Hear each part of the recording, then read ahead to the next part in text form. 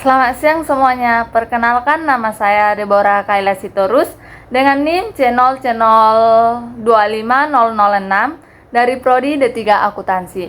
Di sini saya akan menjelaskan tentang konsep dasar penganggaran. Pertama, pengertian penganggaran. Anggaran merupakan suatu rencana tindakan yang dinyatakan dalam istilah keuangan. Menurut Hansen dan Moen, anggaran merupakan suatu rencana kuantitatif dalam bentuk moneter maupun non-moneter yang digunakan untuk menerjemahkan tujuan dan strategi perusahaan dalam satuan operasional. Sedangkan menurut Nafarin, anggaran adalah rencana tertulis mengenai kegiatan suatu organisasi yang dinyatakan secara kuantitatif untuk jangka waktu tertentu.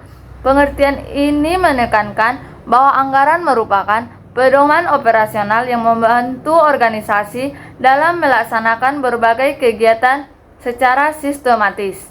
Yang kedua, tujuan dan fungsi penganggaran.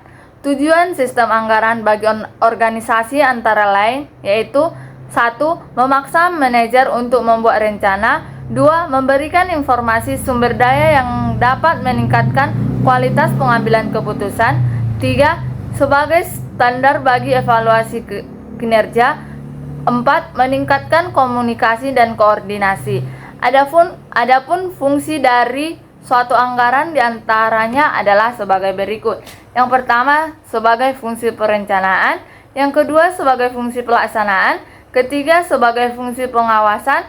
Keempat, sebagai fungsi koordinasi. Kelima, sebagai fungsi pengendalian dan evaluasi. Yang ketiga, prinsip-prinsip anggaran. Ada beberapa prinsip-prinsip anggaran. Yang pertama, komprehensif. Anggaran harus menunjukkan semua penerimaan dan pengeluaran pemerintah. Yang kedua, keutuhan anggaran. Semua penerimaan dan pengeluaran pemerintah tercakup dalam dana umum. Yang ketiga, non-discretionary appropriation. Jumlah disetujui oleh Dewan Legislatif harus termanfaatkan secara ekonomis, efisiensi, dan efektif. Yang keempat, periodik. Anggaran merupakan suatu proses yang periodik, dapat bersifat tahunan maupun multitahunan. Yang keempat, jenis-jenis anggaran. Menurut Supriyono, anggaran induk sendiri ada 3 macam, yaitu 1. Anggaran operasi. Anggaran ini menunjukkan rencana tentang operasi atau kegiatan yang dilakukan perusahaan di masa yang akan datang. 2. Anggaran kas. Anggaran yang menunjukkan perkiraan sumber dan penggunaan kas di tahun anggaran. Yang ketiga, anggaran pengeluaran modal. Anggaran yang berisi rencana investasi pada tahun anggaran. Yang kelima, mekanisme penyusunan anggaran. Ada beberapa mekanisme penyusunan anggaran, yaitu 1. Tahap pengumpulan data dan informasi. Tahap ini diperlukan untuk membuat taksiran yang akurat sehingga tidak berbeda dengan kenyataannya dalam mengumpulkan data dan informasi yang dibutuhkan. 2. Tahap mengolah data dan informasi.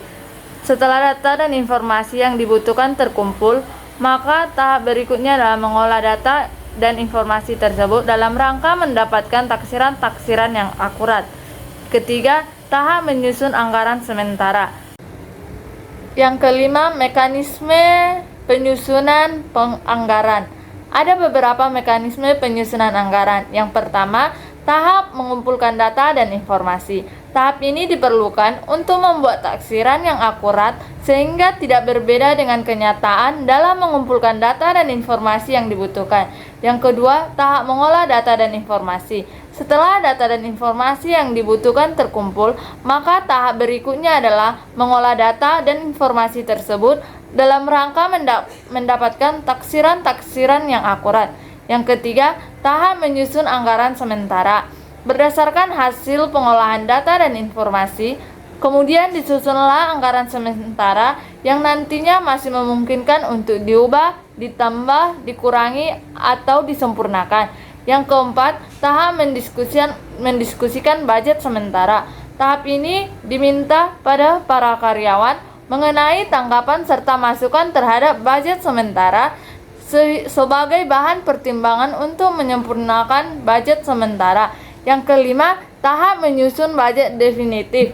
Budget definitif yaitu budget yang cukup baik dan sempurna sebagai anggaran untuk periode tertentu yang akan datang.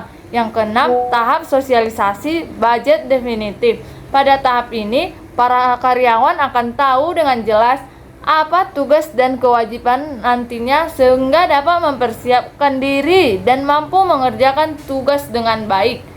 Sekian dari penjelasan saya tentang konsep dasar penganggaran. Terima kasih.